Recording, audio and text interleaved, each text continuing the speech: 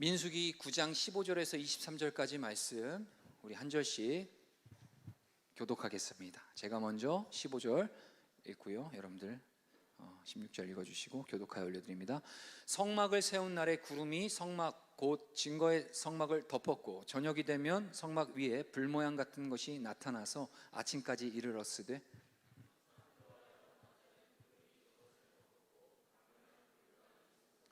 구름이 성막에서 떠오르는 때에는 이스라엘 자손이 곧 행진하였고 구름이 머무는 곳에 이스라엘 자손이 진을 쳤으니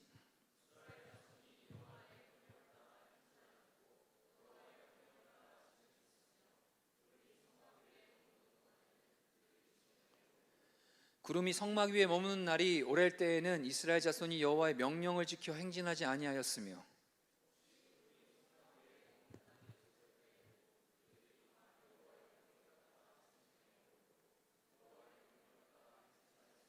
혹시 구름이 저녁부터 아침까지 있다가 아침에 그 구름이 떠오를 때에는 그들이 행진하였고 구름이 밤낮 있다가 떠오르면 곧 행진하였으며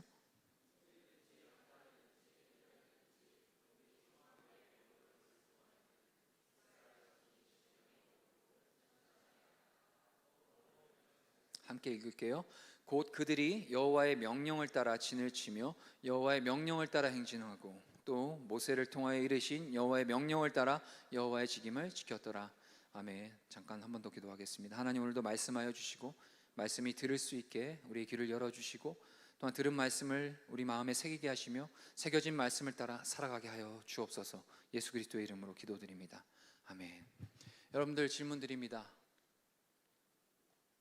예, 주무시는 분들 계시네요. 예. 자, 행복하십니까? 여러분들 행복하세요? 행복하십니까? 예, 이 질문에 대한 대답은 오늘 설교가 끝나고 각자의 부서 모임 속에서 셀 모임을 진행할 때 거기에 대한 답을 내려주시길 바랍니다. 행복이라는 주관적 감정이죠. 행복이라는 주관적 감정을 객관적이고 계량적으로 측정하여서 비교하고 분석하고자 하는 것이 최근 경제학에서 매우 핫한 트렌드라고 합니다. 그러나 일반적인 우리 국민 지수가 있죠. GDP 소득 지수죠. 이 GDP 계산만으로는 인간의 삶, 인생을 정확히 분석하거나 대변하는 것은 불가능한 일이죠. 유엔은 매년 세계 행복 보고서를 발표해 왔습니다. 지난 2022년 국민 행복 지수가 가장 높게 나온 나라는 어디였을까요? 예, 핀란드였습니다. 핀란드. 2위는 덴마크였고요. 3위는 아이슬란드, 4위는 스위스, 5위는 네덜란드였습니다. 늘상 그러하듯이 대체로 이 국민행복지수, 이 세계행복보고서의 상위권에 있는 나라들은 대체로 상위 20위권 국가들은 복지 선진국들이었어요. 복지 선진국들. 참고로 일본이 54위, 대한민국이 몇 위일까요? 껌뻑껌뻑 하는데 59위였어요. 약간 일본보다는 더 떨어지네요. 이 유엔이 이 행복지수를 계산할 때 주요 독립 변수가 있는데요. 그 독립 변수는 몇 가지가 있는데 6가지라고 합니다. 제가 한번 읽어드릴게요. 그냥 한번 쓱 들으세요. 첫 번째, 이 행복지수를 계산할 때 주요한 역할을 하는 이 독립 변수는 첫 번째 1인당 GDP, 그걸 가지고 이제 행복지수를 매기고, 두 번째는 사회적 안전망, 얼마만큼 사회적으로 안전한 삶을 살고 있냐. 세 번째는 출생 시점, 그리고 건강, 기대 수명, 그러니까 건강이죠. 네 번째는 인생, 삶에 대한 선택의 자유로움이라고 합니다. 자유. 다섯 번째, 너그러움. 그리고 여섯 번째가 부정부패에 대한 인식이라고 하네요. 이렇게 듣다 보면 너무 끄덕여지는 얘기인 것 같아요. 당연한 얘기인 것처럼 들려지죠. 물론 당연한 얘기이기도 하고요. 보통 이민 가고 싶어하는 곳은 대부분 유럽 국가들이라고 합니다. 방금 제가 읊어드렸던 나라들도 1, 2에서 쭉 보면 다 유럽이잖아요. 행복 지수가 높은 나라들로 이민을 가면 자신도 행복해질 수 있을 것이라는 기대감 때문이겠죠. 그러나 행복 지수가 높아지는 나라에 가서 사는 것이 행복해질 수 있는 그 진정한 대안이 아니라는 사실은 우리는 이미 알고 있죠. 어떻게 해서든 짜내고 짜내서 그나마라도 이 땅의 삶을 한번 행복하게 살아보고자 라는 노력과 그 시도 속에서 좀 더 환경이 좋은 나라로 이민을 가고자 그 절차를 밟아 가는 분들 분명히 계시고, 지금 여기도 뭐 이민 생각하시는 분 있을 수도 있어요. 저도 이민 생각하고 있습니다. 천국. 네. 눈으로 욕하지 마세요. 굉장히 다 들립니다. 근데 우리는 알아요. 이미 이러한 나라로 이민 가거나 우리의 거처를 옮기거나 상황을 바꾼다고 해서 우리 안에 있는 그 행복이, 그 진정한 행복이나 그런 문제들이 무조건적으로 해소되거나 그 갈등이 사라지지 않는다는 건 우리는 이미 알고 있어요. 자, 출애굽한 이스라엘이 약속의 땅 가나안으로 가기까지 그 광야의 삶을 살아야 했어요. 오늘 읽은 본문은 이 광야의 삶 가운데 이스라엘을 하나님이 어떻게 인도해 가시는지를 보여주고 있습니다. 오늘 우리가 나눈 이 설교의 제목을 저는 이렇게 잡아봤거든요. 진짜 행복은 따라가는 것입니다. 진짜 행복은 따라가는 것입니다.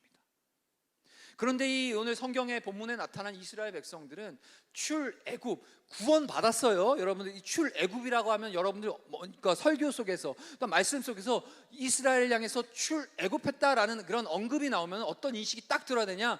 구원. 그게 딱 계산이 돼야 되는 거예요. 이스라엘 백성들은 이미 하나님으로부터 구원을 받은 백성들이라는 그 전제. 그 말이 뭐죠?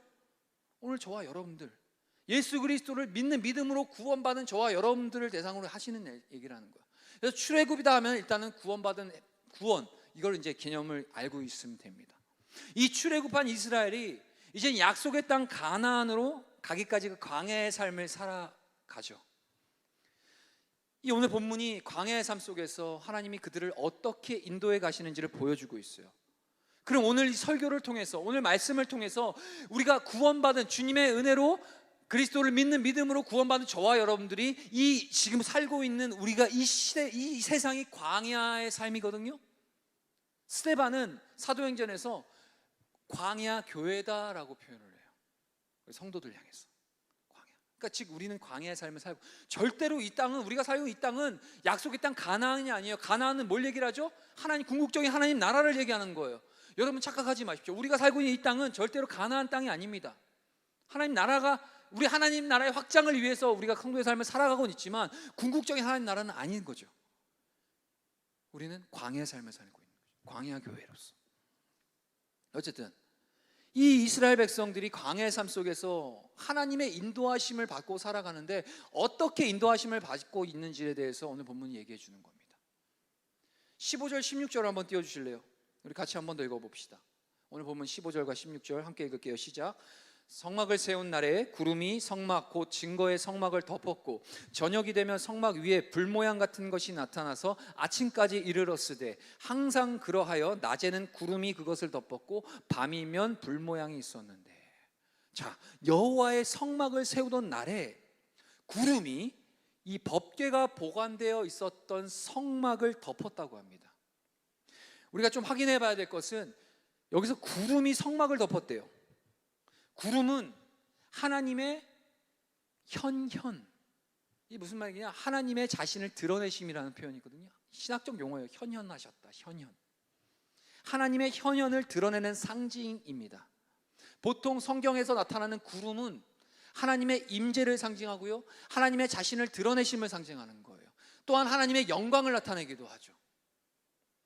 그리고 법궤, 그 성막 안에 있던 그러니까 법궤가 담긴 들어있는 그 성막 위에 하나님의 구름이 이제 가득했다라는 것은 하나님의 영광과 하나님의 임재가 그 법궤 곧 성막에 가득했다라는 거거든요.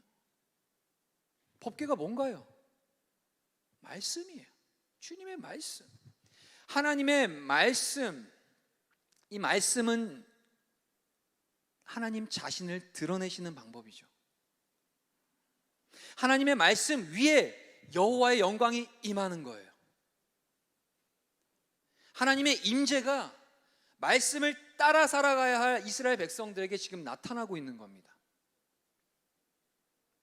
요즘 같은 가을, 이렇게 지금 하늘 뚫려도 참 좋아요. 우리 교회는 오늘 구름이 없네. 요즘 같은 가을 되면은 부쩍 하늘을 보는 일이 많아집니다. 저는 그래요. 하늘 많이 보게 되더라고요. 인스타 보도 하늘 많이 찍어서 올리더라고요. 요즘, 그죠? 구름이 뭉게뭉게. 왜냐하면 파란 하늘에 그 하얀 구름들이 떠 있는 것을 볼 때면 우리 분주함 속에서도 마음의 쉼을 왠지 거기서 찾을 수 있을 것 같으니까요. 좋잖아요. 평안이 오잖아요. 근데 이 구름이라는 게, 하지만 지금 우리가 생각하는 어떤 평안함, 뭐 좋은 날씨의 차원이 아니라 이스라엘 백성들에게는 구름은 하나님의 임재, 하나님의 영광, 하나님의 그 위대하심을 드러내는 하나님의 현현, 자기 드러내심이라는 거예요. 하나님이 이스라엘 백성들에게 두신 그 구름 기둥과 불 기둥은 이스라엘 백성들을 광야로 인도했습니다. 광야로. 이 애굽에서 나와 약속의 땅 가나안으로 갈 수 있는 빠르고 쉬운 길이 있었어요. 혹시 준비된 그 이미지 파일이 있을까요? 한번 띄워주실래요? 제가 오늘 또 시청각 자료를 좀 준비하는 설교자. 이 사진 자주 보이죠? 요즘에 금요기도에 참여하시는 분들 압니다. 우리 담임 목사님이 이 사진 많이 사용하시는데 저도 좀 인용을 해봤어요. 자, 보시면은 사진에 위에 이렇게 해안 위쪽으로 그 길게 가로로 뭐라고 써있죠? 까만 구식하게 블레셋 땅으로 가는 해안길. 자, 좌측으로 보면 아래쪽이 애굽이죠. 애굽, 출애굽. 좌측에 애굽이라고 써 있어요. 예, 한글은 다 읽으시죠? 예, 애굽에서 이제 출애굽에서 이제 광야로 나아가는 거예요. 근데 말 그대로 가나안 땅이 어디죠? 가나안이 어디 있죠? 저 우측 저 위에 쪽에 있죠. 애굽에서 하나님의 약속의 땅 가나안 쪽으로 가려면은 어느 길로 가는 게 빨라요? 여러분들 상식선으로 저 그림 봤을 때. 유년부 부흥회했는데 오늘 새벽기도 와갖고 애들이 막 담임 목사님이 질문하는 거에 잘 대답을 하니까 이쁘더라고요. 어디로 가는 게 빨라요? 예, 고마워요. 예. 맞아요. 애굽에서 나와서 약속의 땅 가나안으로 갈 수 있는 빠르고 쉬운 길이 분명히 있었어요. 그런데 이스라엘은 돌고 돌아 뺑뺑이 돌아서 그 광야의 한복판, 이 아래쪽에 보이는 바란 광야, 시내 반도, 수르 광야, 이 광야를 뺑뺑이를 계속 거닐어야만 했었죠. 출애굽기 13장 17절에서 18절까지는 왜 그렇게 이렇게 돌아가고 뺑뺑이를 돌아야 되는지에 대해서 말씀하고 계시는데요. 한번 읽어볼까요? 띄워주실래요? 출애굽기 13장 17절에서 18절까지 우리 같이 한번 읽어봅시다. 시작. 바로가 백성을 보낸 후에 블레셋 사람의 땅의 길은 가까울지라도 하나님이 그들을 그 길로 인도하지 아니하셨으니 이는 하나님이 말씀하시기를 이 백성이 전쟁을 하게 되면 마음을 돌이켜 애굽으로 돌아갈까 하셨습니다. 18절. 그러므로 하나님이 홍해의 광야 길로 돌려 백성을 인도하심에 이스라엘 자손이 애굽 땅에서 대열을 지어 나올 때에. 오늘 본문의 말씀을 읽어하면 뭐라고 말씀하시죠? 해안 도로를 따라가면 아까 이미지로 봤듯이 그 해안 도로, 그 블레셋으로 가는 그 블레셋 땅이었어요. 그 해안 도로가. 블레셋은 이스라엘과 철천지 원수예요. 잘 알죠? 골리앗, 걔도 블레셋이잖아요. 예. 그리고 그 사람들은 전쟁을 즐겨하는 전투 민족이었어요. 블레셋 사람들은. 하나님께서 가장 빠른 이 해안 도로를 통해서 이동시키지 않으신 이유는 전쟁이 일어나게 되면 이 이스라엘 백성들이 그 전쟁 가운데서 겁을 덜컥 먹고 다시 사망의 땅이었던 그 애굽으로 돌아갈 것을 우리 주님은 알고 계셨기 때문에 그 사나운 블레셋 족속들이 있지 않은 남쪽 시내반도 쪽으로 하나님께서 인도해 가시는 거예요. 사람의 눈에 보면 가장 합리적이고 좋은 길은 해안도로를 따라가는 길이었어요. 그런데 그 길을 따라가면 다시 애굽으로 돌아가게 되는 사망의 길이고 멸망의 길인 거예요. 사람의 눈에는 거칠어만 보이는 그 광야의 길을 걸어서 내려가야지, 그게 하나님이 인도하시는 길, 그 광야의 길이 거칠고 그 정말 어려운 길인데 그 광야의 길을 걸어서 내려가야지 그게 하나님이 인도하시는 길이요 하나님이 의도하신 길이 되는 거라는 거예요. 인간의 합리적인 방법과 어떤 좀 좋아 보이고 좀 빨리 갈 수 있을 것 같고 괜찮은 그 길, 잘 닦여진 길, 빠르게는 갈 수 있을지 모르지만 그것이 곧 사망의 길이요 멸망의 길이었다는 걸 우리 하나님은 아셨기 때문에 그 길로 인도하지 아니하시고 힘들지만 어렵지만 아무것도 없지만 그 광야의 길로 하나님이 인도해 가시는 것. 믿음의 사람들에게 항상 갈림길이 나타납니다. 어쩌면 여러분들 오늘 여기에 오기까지도 굉장한 갈림길 속에 있었을 수도 있어요.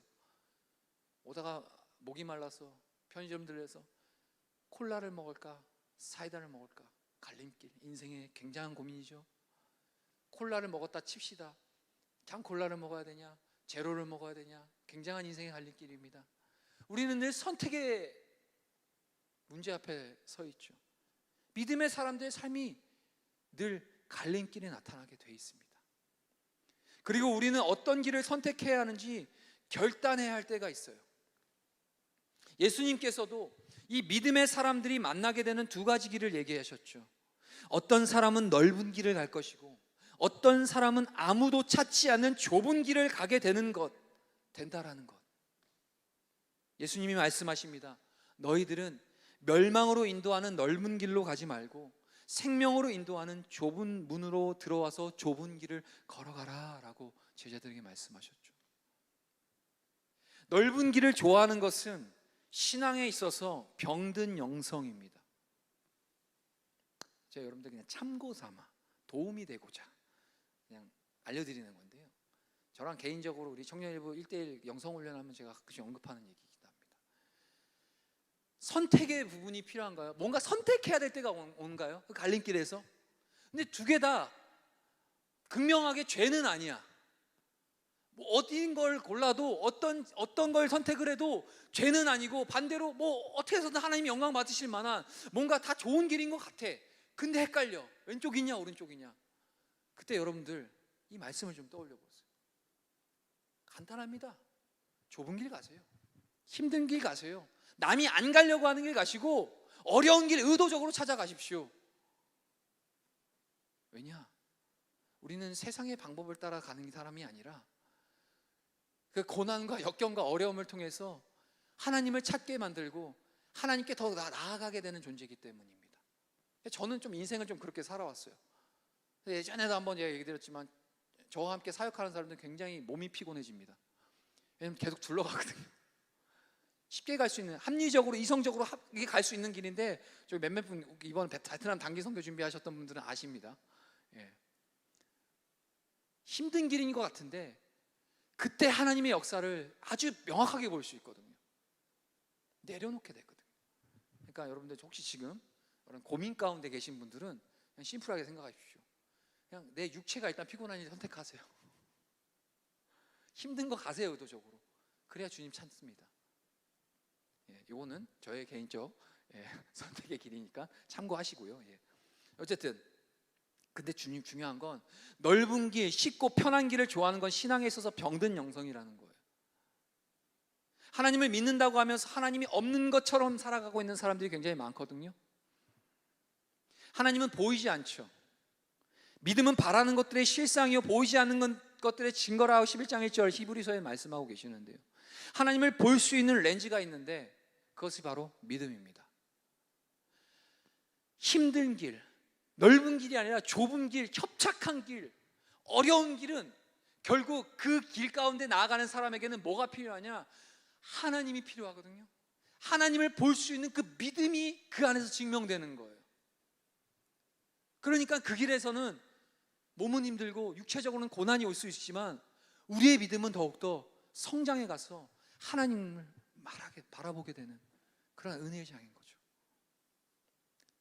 하나님을 볼 수 있는 렌즈, 믿음입니다.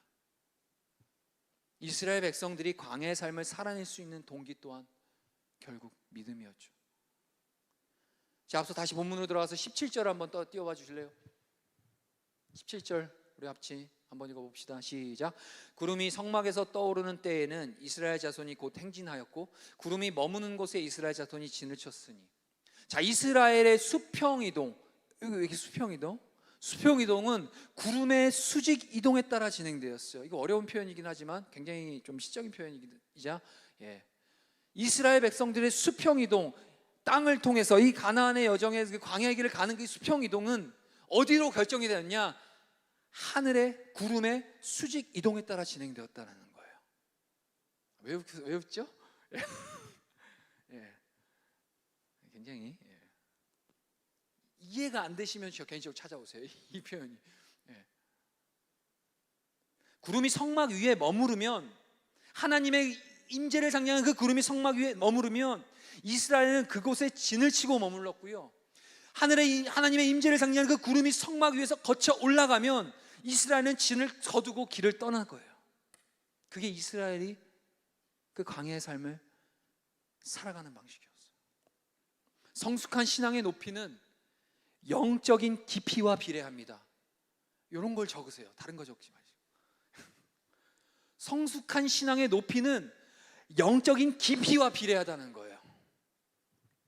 마더 테레사, 여러분 잘 아시죠? 인생을, 삶을 다 짜내고 녹여내서 그런 헌신의 삶을 사셨던 그 마더 테레사, 그분의 영적 높이는 버림받은 이의 바다까지 내려가 그 사람과 동행했던 삶의 깊이와 비례하는 거예요.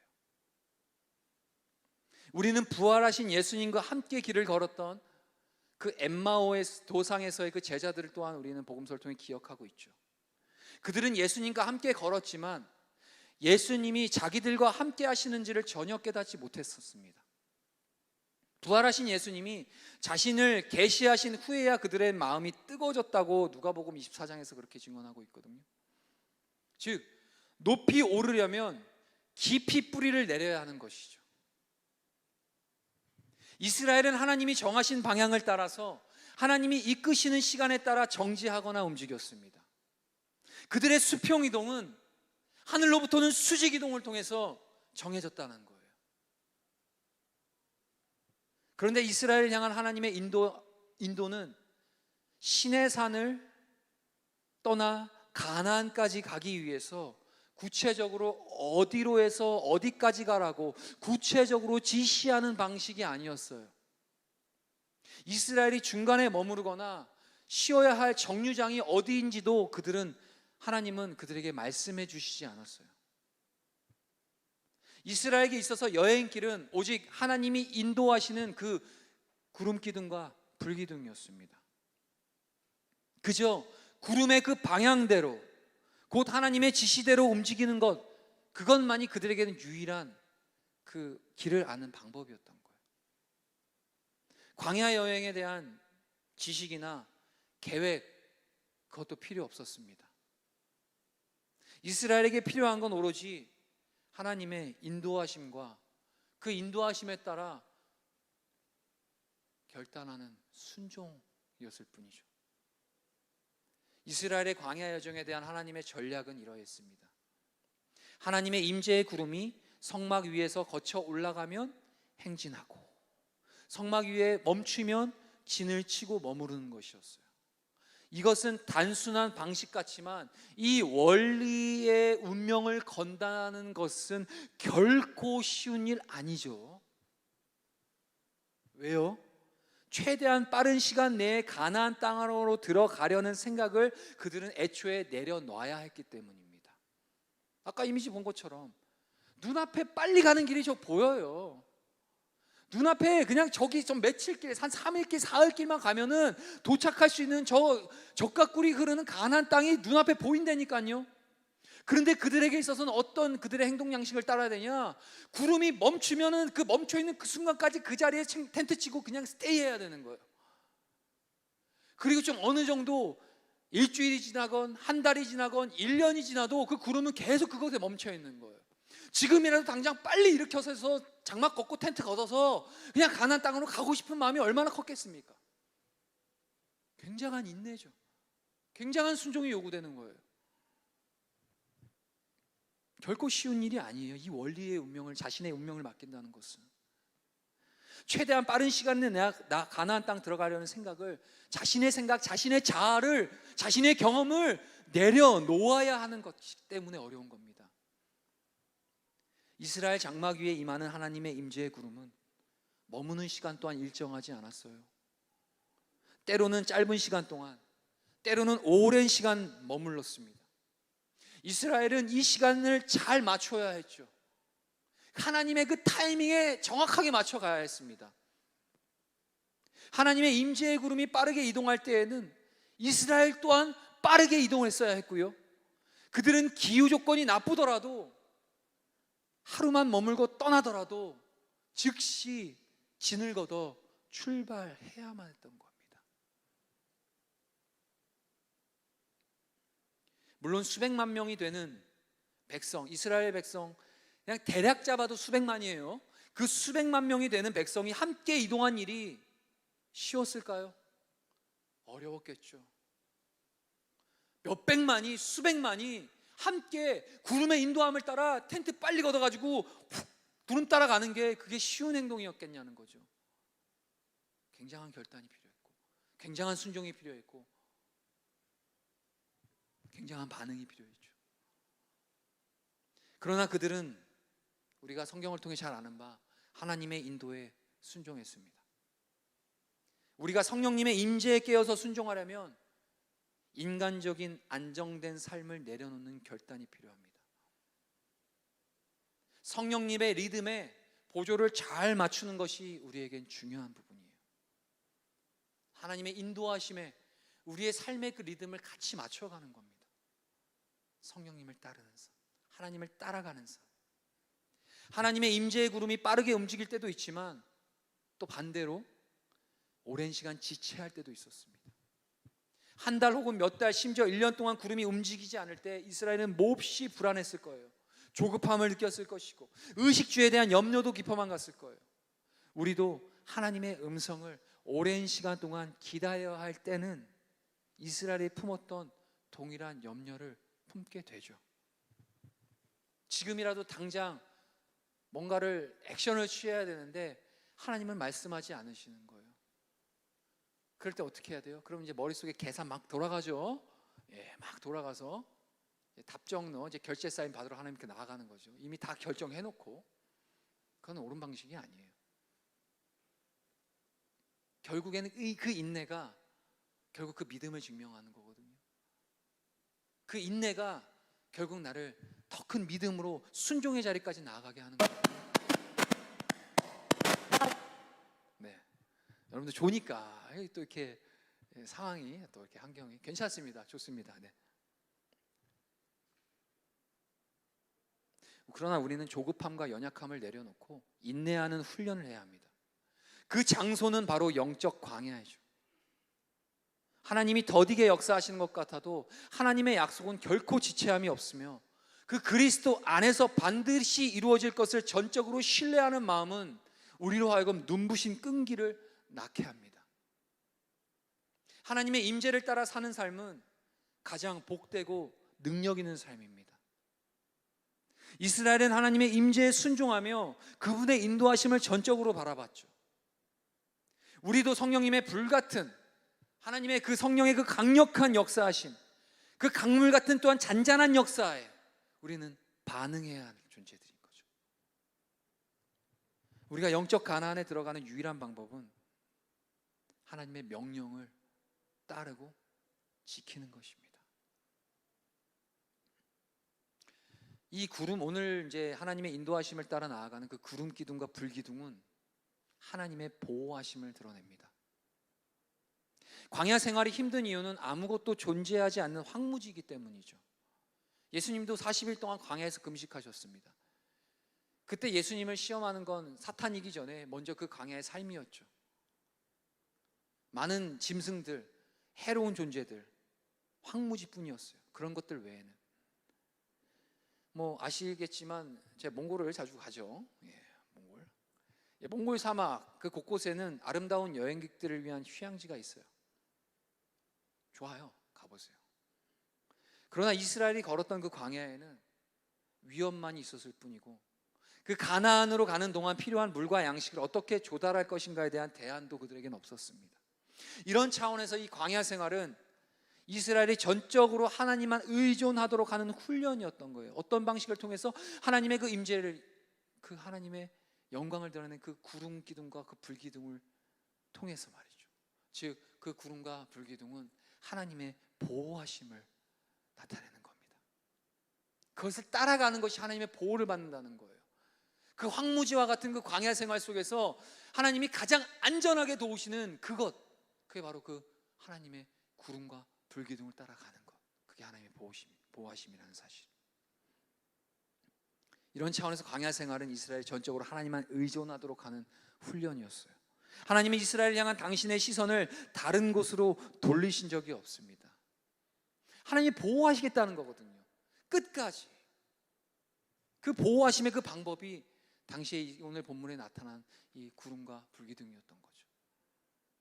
그리고 이 구름과 불기둥은 광야의 인생의 길을 걸어가는 기준이 됩니다.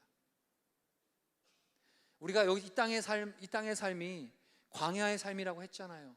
광야 교회의 삶이라고 했잖아요. 당시 광야 여정을 걷는 이스라엘에게는 지도가 있었을까요? 없었죠.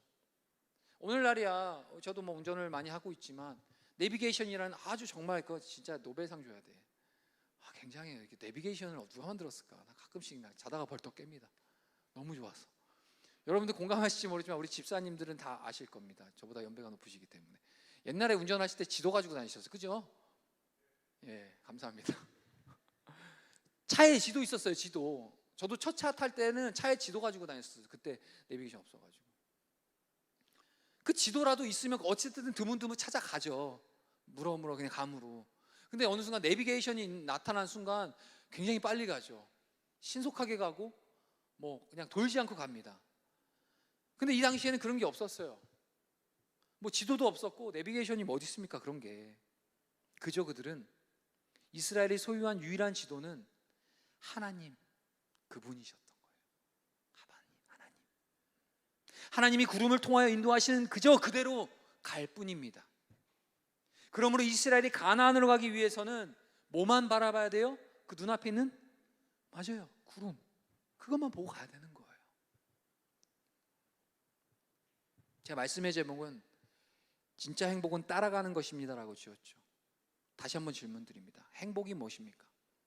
그렇다면 이제 진짜 본래의 어떤 핵심 주제에 맞는 그 메시지만 전하고 오늘 말씀 마칠게요. 행복. 오늘 우리 청년들 안에서도 행복이란 주제는 굉장히 이슈입니다. 행복이 무엇이냐? 당신은 행복하십니까? 그렇다면 행복이 뭐냐는 거예요 도대체. 적어도 저와 여러분들 하나님 말씀을 따라 하나님의 인도하심을 따라 사는 저와 여러분들, 성도인 저와 여러분들에게 있어서 이 행복, 하나님이 말씀하시는 행복이 무엇이냐에 대한 기준은 분명히 서야 됩니다. 성경이 말하고 있는 행복은 원어로 뭘까요? 토부입니다. 토부라는 단어 여러분들 좀 익숙할 사람이 있을 수 있어요.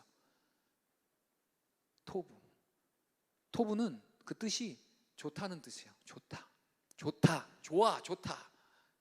여러분, 그러면은 이 성경에서 처음으로 이 토부라는 단어가 기록된 곳이 있는데 그게 어딜까요? 예, 우리 또 선배님들은 아시네요. 창세기입니다. 토부. 창세기 1장 4절 상반절에 빛이 하나님이 보시기에 좋았더라. 창세기 1장 10절 하나님이 묻을 땅이라 부르시고 모인물을 바다라 부르시니 하나님이 보시기 좋았더라. 여기서 좋았더라 토부. 1장 12절 땅이 풀과 각기 종류대로 씨 맺는 채소와 각기 종류대로 씨 가진 열매 맺는 나무를 내니 하나님이 보시기 좋았더라 토부. 창세기 1장 18절 낮과 밤을 주관하게 하시고 빛과 어둠을 나뉘게 하시니 하나님이 보시기 좋았더라 토부. 창세기 1장 21절 하반절 그 종류대로 창조하시니 하나님이 보시기 좋았더라. 25절 하반절 그 종류대로 만드시니 하나님이 보시기 좋았더라. 그리고 마지막 1장 31절 상반절 하나님이 이 모든 지으신 모든 것을 보시니 보시기에 심히 좋았더라. 마지막에 지은 게 누구죠? 하나님, 인간이잖아요. 이 모든 것을 다 하나님이 보시기에 좋게 지어 놓으시고 마지막 여섯째 날 저와 여러분들, 아니 아담과 하와 인간을 지으시고 나서 하나님이 감탄하시며 말씀하시기를 이걸 다 보니까 심히 좋도다. 이게 토부예요. 정리합시다. 그 행복, 성경이 말하는 행복의 그 원어 토부, 좋다. 그렇다면 우리가 추구해야 될 행복의 그 기준은 뭐죠? 하나님 보시기에 좋은 삶, 하나님이 보시기에 좋다 여기는 거기 그 자리, 그게 행복이라는 겁니다. 여러분, 그게 행복인 거예요. 성경은 행복의 기준을 절대로 인간 자신에게 찾지 않습니다. 성경은 시종일관 복에 관한 말씀을 하고 있는데요, 그 복 하나님 자신이시죠. 여러분, 다시 한번 질문합니다. 행복하기를 원하십니까? 하나님 따라 사십시오. 하나님을 따라가십시오. 여러분, 이 복, 토부라는 단어가 굉장히 성경에 많이 기록되어 있거든요. 자, 요즘에 익숙하게 듣는 그 말씀, 아주 귀에 딱지가 듣도록 듣는 그 말씀 한 구절 한번 찾아볼까요? 시편 1장 1편 1절에서 3절까지 말씀. 우리 한번 읽어봅시다. 시작. 복 있는 사람은 악인들의 꾀를 따르지 아니하며 죄인들의 길에 서지 아니하며 오만한 자들의 자리에 앉지 아니하고 오직 여호와의 율법을 즐거워하여 그의 율법을 주야로 묵상하는도다. 그는 시냇가에 심은 나무가 철을 따라 열매를 맺으며 그 잎사귀가 마르지 아니함 같으니 그가 하는 모든 일이 다 형통하리로다. 아멘. 1절, 복 있는 사람, 여기서 복이 바로 토부입니다. 행복인 거예요. 행복하고 싶으세요? 여호와의 율법을 즐거워하여 그의 율법을 주야로 묵상하는 것, 하나님의 말씀 앞에 그 말씀을 따라가는 것, 그 주님의 말씀을 붙들고 사는 것, 그것이 바로 토부, 곧 성경이 이야기하는 행복의 기준인 거예요. 하나님의 인도함을 받아 하나님을 따라가는 그 사람이 바로 행복한 사람입니다. 여러분, 다른 데서 행복 찾지 마세요. 제 인생의 선배로서 말씀드립니다. 여러분들이 수고하고 피땀 흘려 노력하는 나 자신을 위해 살아가는 그 인생, 결국에는 허무한 뿐이거든요. 더 큰 가치에 따라서 자기 자신을 표대를 가지고 그 더 뭔가 더 나은 기준을 가지고 자기 자신을 평가하게 돼요. 결국에는 그러면 잠깐의 행복을 누릴 수 있을지 모르지만 결국에는 또 부족함, 또 모자람, 또 공허함 찾아오게 된다니까요. 반대로 하나님의 인도함을 받아 하나님을 따라가는 그 사람이 바로 행복한 사람이라는 사실입니다. 신명기 3장 33장 29절의 말씀도 한번 보여주십시오. 한번 읽어볼까요? 시작. 이스라엘이여, 너는 행복한 사람이로다. 여호와의 구원을 너같이 얻은 백성이 누구냐? 그는 너를 돕는 방패시오 내 영광의 칼이시로다. 네 대적이 너에게 복종하리니 네가 그들의 높은 곳을 밟으리로다. 아멘.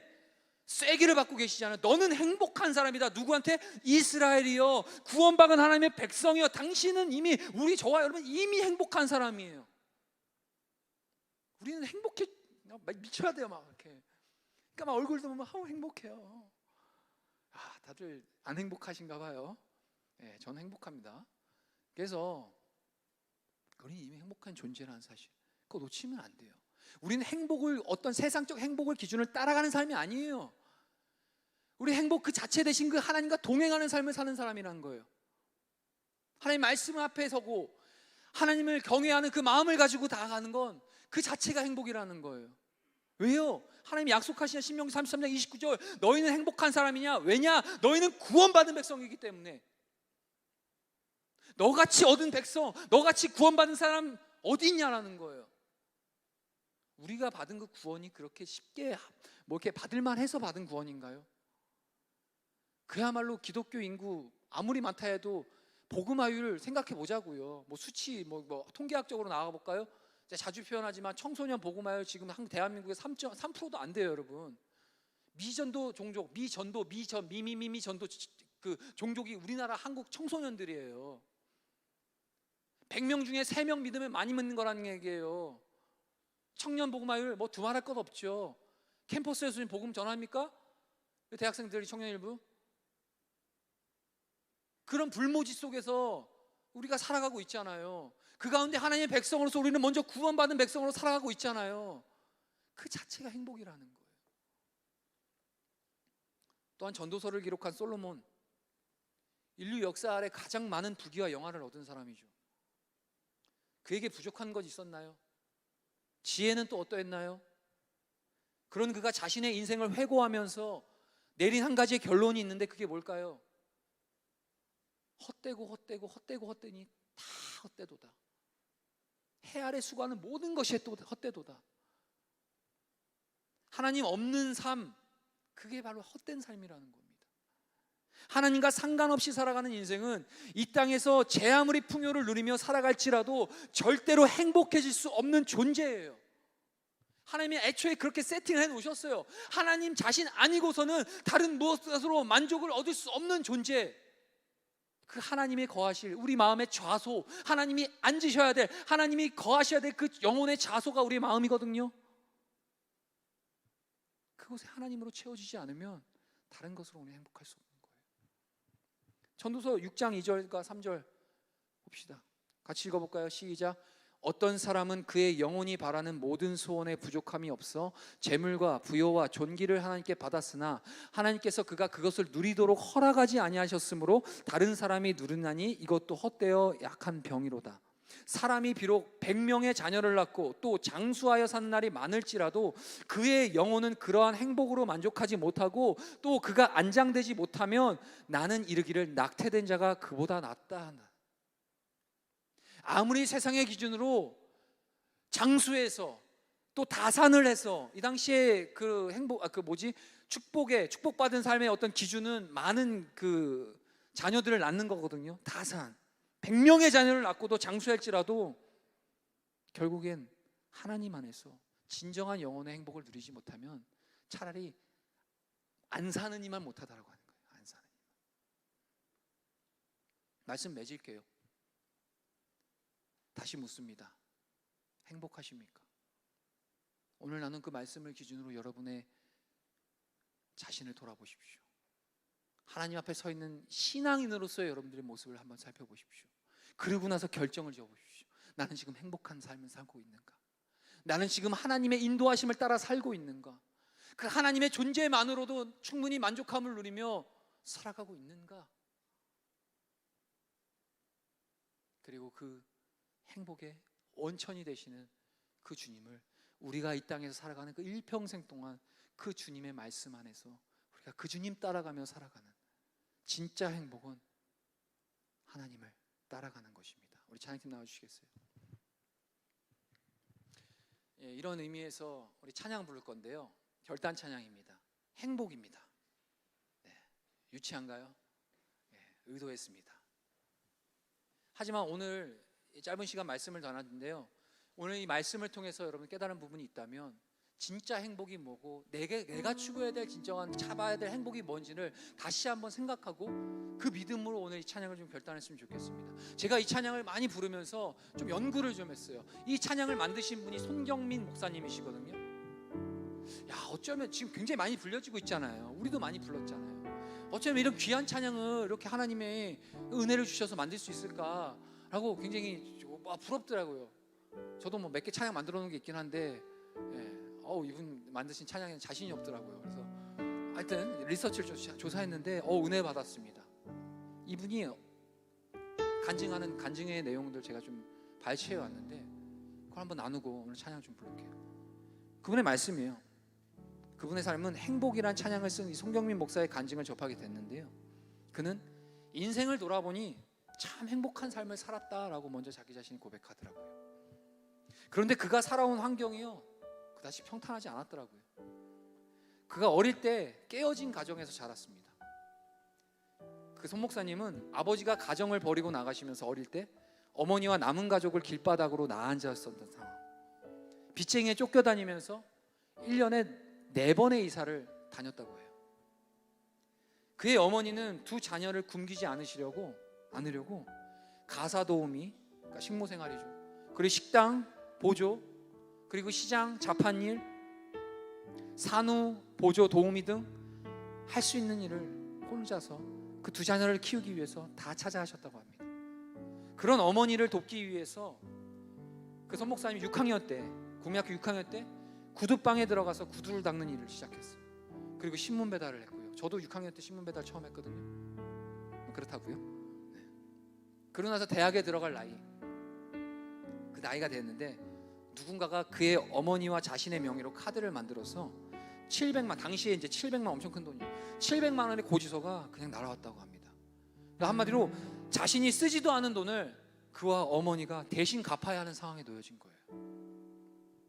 이렇게 인생이 막 힘드니까 이제 대학 생활을 하고, 그 대학을 가야 될 그 상황에서 대학을 못 가고 인생의 도피처로 군대에 들어가려고 신체 검사를 받았다고 합니다. 근데 재검을 받아야 되는 검사 결과가 나온 거예요. 집으로 돌아가서 병원을 가서 진료를 받아봤는데 간 수치가 일반인의 20에서 30배 더 높게 나온 겁니다. 한마디로 말해서 이 손 목사님의 인생을 돌아보니 가정도 깨어졌고 또 집은 찌질이 가난하고 또 어린아이가 일을 해야만 하는 그 상황 가운데 어린 시절 보냈고, 심지어는 자신이 저지르지도 않은 일을 대신 갚아야 했던 삶, 그 억울한 삶. 그래서 몸이라도 건강합니까? 몸도 막 쓸모가 없는, 너무 힘든 행복의 조건, 우리가 기준하는 그 행복의 조건이라고는 하나도 거기에 걸맞지 않는 것. 자신의 인생은 그러한 인생이라고 생각했대요.